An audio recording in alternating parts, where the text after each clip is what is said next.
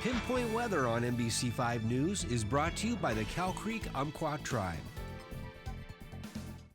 Hey, we're starting off nice and quiet for this Tuesday morning. Sunshine coming up this morning with the sunrise. Now 53 degrees, 2 degrees warmer than yesterday morning at this hour. Not a huge difference in those temperatures compared to yesterday. For some folks, they might need to bundle up this morning. We get 12 hours and 26 minutes of daylight hours here for this Tuesday, and we're going to use all of it to heat up here for this day. We are going to be seeing that big change in the sunset and sunrise times here as we're getting through the next month. Again, losing about 20 minutes per week. You can see into mid-October, we're losing an hour and a half of daylight. By next week, we're going to be about the same with our sunrise and sunset times in the 7 o'clock hour. Now, we look at today, we're going to be heating up very quickly. Today is the hottest day in the forecast, going to be edging closer to 80 by lunchtime. 94 that afternoon high, still going to be warm in the evening hours, at least warmer than it has been the last couple of days, into the mid 80s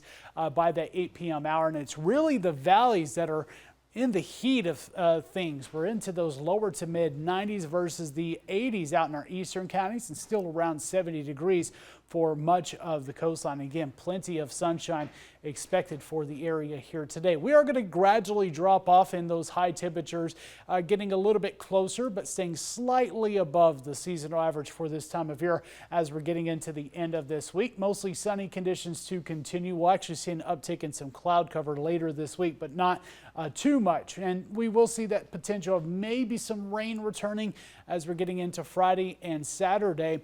Sunday's looking a bit drier. First day of fall is on Monday, and we are staying a little bit warmer than that seasonal average, but a little bit quieter conditions. So ridge of high pressure over our region here for the next couple of days, keeping us with the sunny and the hotter temperatures. Now, we get into the end of the week, you see a little bit of this moisture starting to build into our area from the south and southwest. Well, that's a little bit of monsoonal moisture moving into our region, bringing that potential of some showers and storms. We'll also have a front moving into Saturday and Sunday. This might bring in some showers along the coastline, but overall dry conditions for a good portion of our area, and a better potential for that rain with that front is going to be a little bit further north, going up towards Portland, Seattle area.